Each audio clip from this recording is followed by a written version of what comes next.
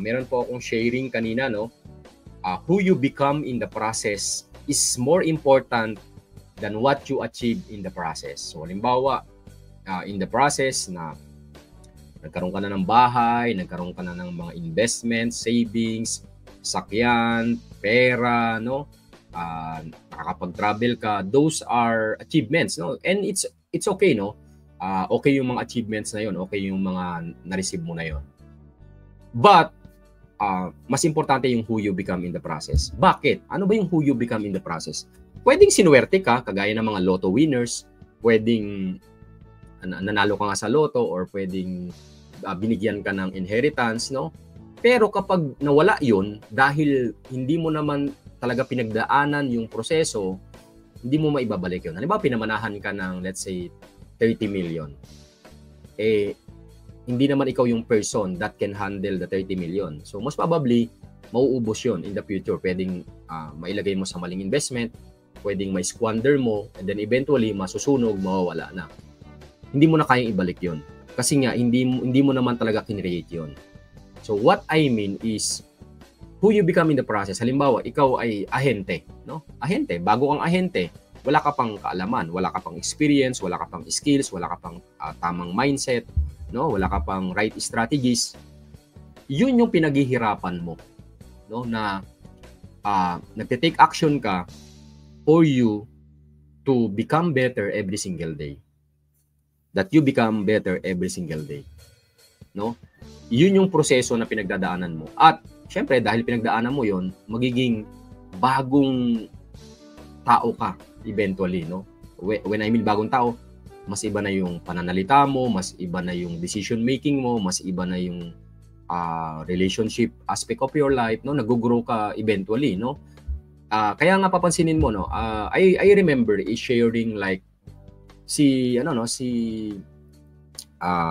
Larry Bird, no? Larry Bird sa mga 80s, no? So talagang si Larry Bird, MVP player, no? May commercial na kung saan ang goal niya is i-miss niya yung shoot niya. Pag nag-shoot siyang ganon, dapat hindi niya ipasok. Hindi niya ipasok. So kada ganun niya, puro take, nakailang take, kasi nga pag kada shoot niyang ganon, pumapasok talaga dahil nga yung routine niya, yung habit niya, ang goal niya is ma-shoot na ganon. So ibig sabihin, ang goal ng who you become in the process, your being as a person, is maging automatic yan eventually sa iyo. Kaya nga yung mga naging milyonaryo na dumaan sa process, no? Mawala man sa kanila yung maybe siguro nagkaroon ng calamity, na sunog, ganyan-ganyan, o anumang catastrophe ang nangyari sa buhay nila, kaya ulit nilang ibalik yon dahil pinagdaanan nila yung proseso. No? Kaya nilang ibalik yon in how many years, no? I remember sharing nga na a businessman, no? Kapag nawala lahat sa iyo, ilang taon bago mo maibalik yung meron ka? Sabi niya, 3 to 5 years. I can bring it back.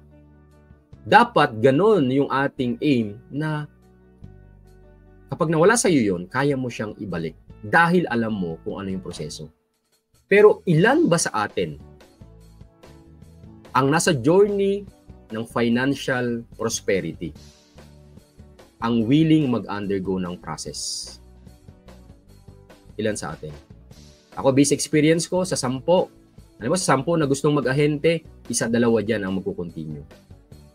Kasi nga, marami sa atin, gusto natin yung achievements, gusto natin yung results, gusto natin yung pera, pero hindi natin gusto o ayaw natin ang proseso. Ang key ay pagdaanan mo yung proseso. At marami kang pagdadaanan na painful process.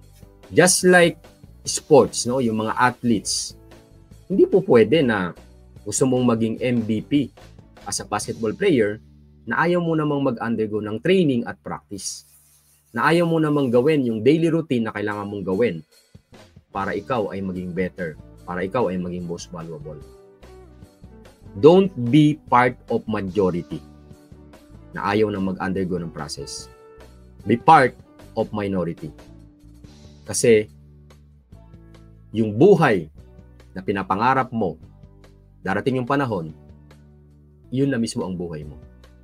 Nakaramihan lang ng tao ay pinapangarap pa din hanggang sila ay tumanda.